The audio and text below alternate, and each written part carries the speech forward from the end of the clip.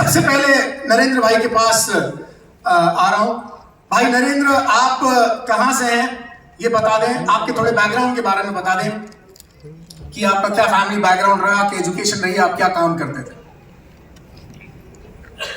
नाम नरेंद्र सेंधवी सर, और उज्जैन जिले में तराना तहसील है, वहाँ से मैं बिलोंग करता हूँ। और वो तहसील में आप रहते हैं या कोई और गांव है उसमें? वही कितने लोगों का है वो? तकरीबन सर 500 लोगों का, मतलब गांव में पास में गांव है। आप वहाँ मतलब आप कंठाड़ी में रहते हैं या गांव में रहते हैं? गांव में रहते थे, लेकिन वहाँ से सर मुझे तकरीबन 15 साल हो गए बाहर आए हुए। अच्छा। हाँ, जब जन्म आपका वहीं हुआ? जन्म वहीं हुआ, लेकिन ये जैसे मिडिल क्लास में जन्म हुआ था सर, कि गरीबी बहुत नज़दीकी से देखी है। क्योंकि जब छोटे थे 4-5 साल के, जब भी मेरे पापा का बड़ा ऑपरेशन हुआ था, तबीयत खराब ज़्यादा हो गई थी, तो उस कारण अब इतनी ज़्यादा स्थिति खराब हो गई थी कि सर उस समय 6 लाख रुपये कर्ज हो गया था। तो वो अभी 3 साल पहले फ्री हुए हैं। 6 लाख रुपए भी 3 साल पहले चुका पाया? नहीं, जो 6 लाख रुपये कर्ज हुआ था वो ब्याज से चल रहा था, तो उसका कुछ ब्याज नहीं चल रहे थे, तो वो कर्जे से फ्री अभी 3 साल पहले हो गए हैं। बड़ा ऑपरेशन हुआ था 2006 में, तो 5 लाख रुपए 6 लाख रुपए ब्याज से लिए थे। उस समय जमीन अमीन कोई ज़्यादा थी नहीं, 50-60 कुंटल वो होती थी सोयाबीन, और 6 लोग हैं घर में। खर्चा चलाने के लिए सर पापा ही काम करते थे और वो ही घर बैठ गए। तो एक मेरे से बड़े भाई है और एक छोटा भाई है, हम 3 भाई एक बहन है। तो जब नाना जी ने बोला कि यहाँ पे तो कुछ हो नहीं सकता, तो उन्होंने फिर वहाँ से हॉस्टल में डालवा दिया था 2री क्लास में। तो आप हॉस्टल में पढ़े? हॉस्टल में पढ़ा। कब तक, कितनी पढ़ाई की आपने? 8वीं फेल। 8वीं फेल है? उसके बाद फिर पढ़ाई नहीं हो पाई? फिर आपने क्या किया? पढ़ाई क्या सर, पढ़ाई क्या कि जब बच्चे थे समझ में ही नहीं आता था कुछ।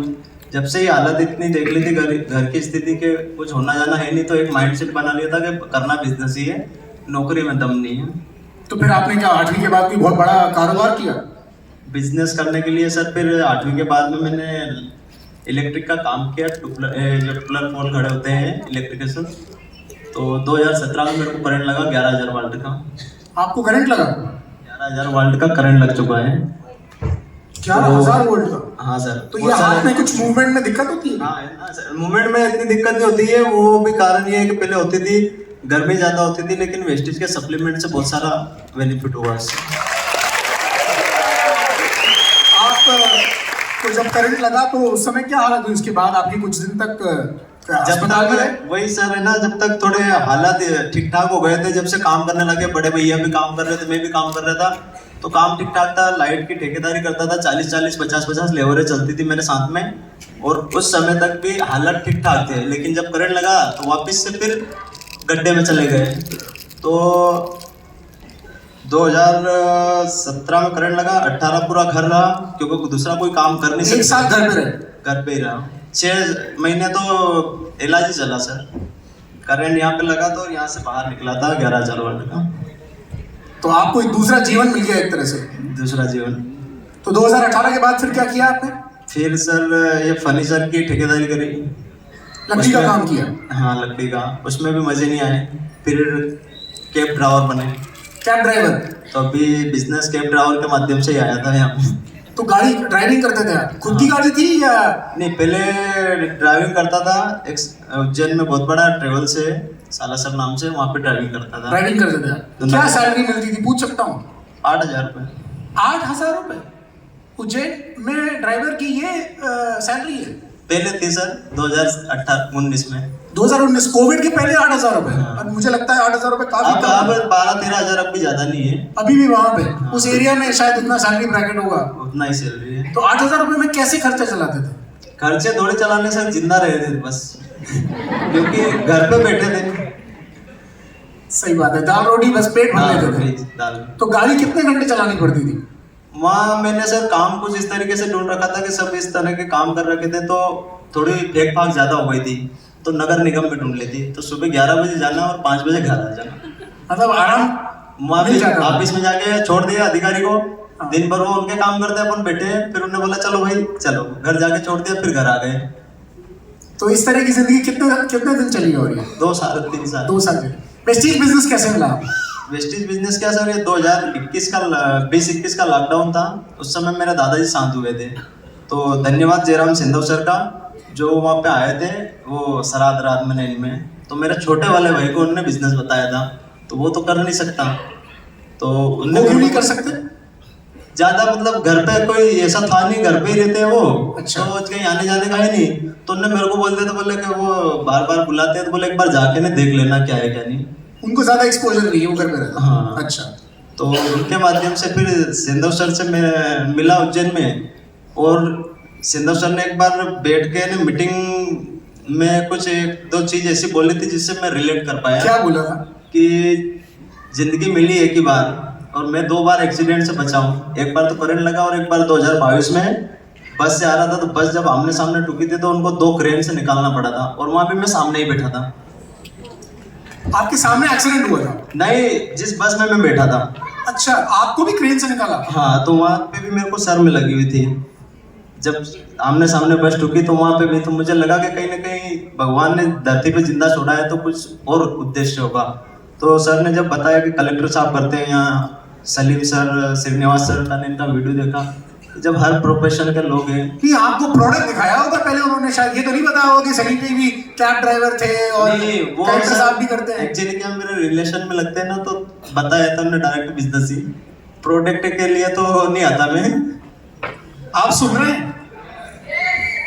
मैंने पॉज किया है यहाँ पर।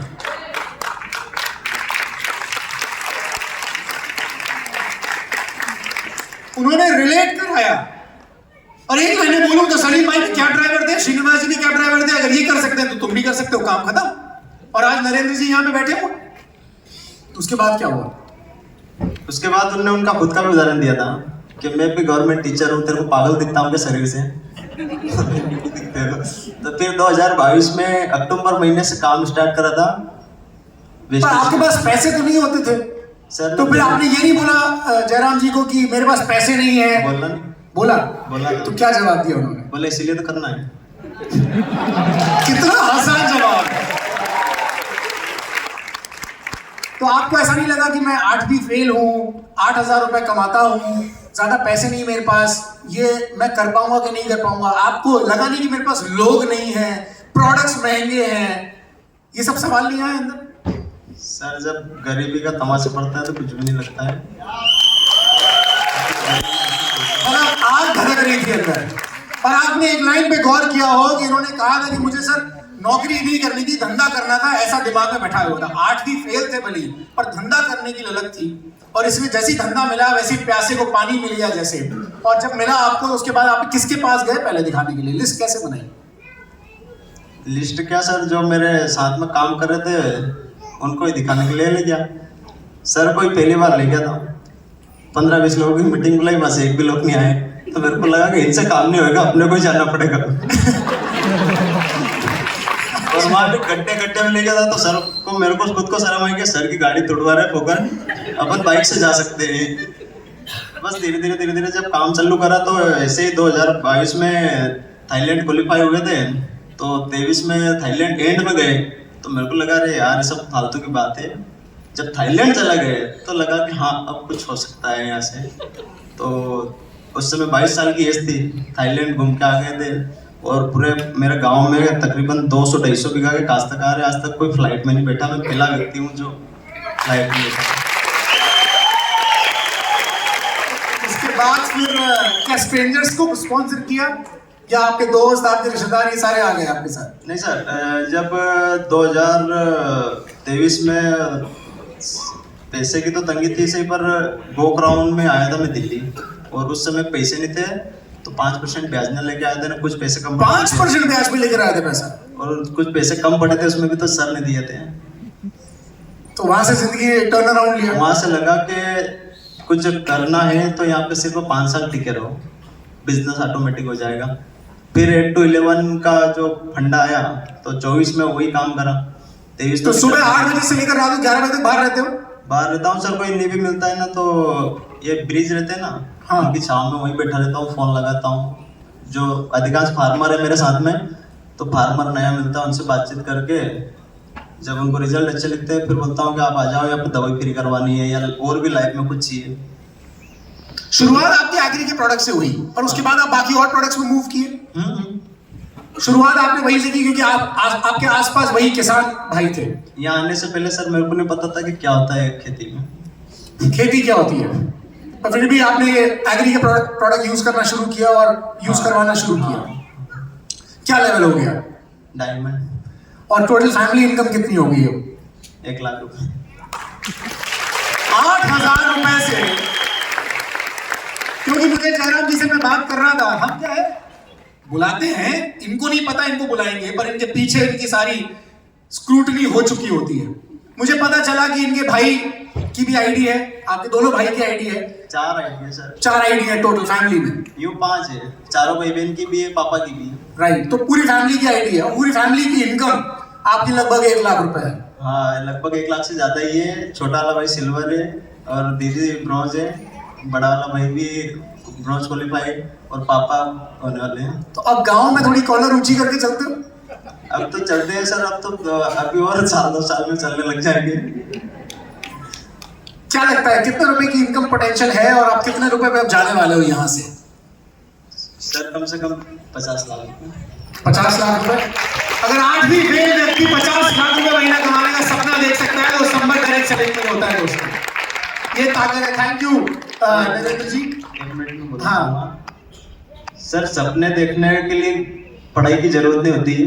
मुझे एक चीज लगी थी कि अगर दुकान बदलने से जिंदगी बदली जा सकती है तो बिल्कुल बदली जा सकती है, क्योंकि चल गया तो गोलगप्पे, नहीं तो पपड़ी तो ही सही, नहीं तो नुकसान क्या है, खुल गए तो गोलगप्पे, तो पपड़ी तो ही सही।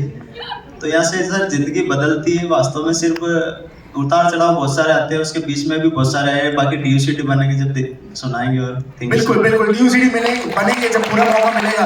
अनीश चेमरा जी, थैंक यू सो मच। जोरदार तालियां नरेंद्र भाई के लिए।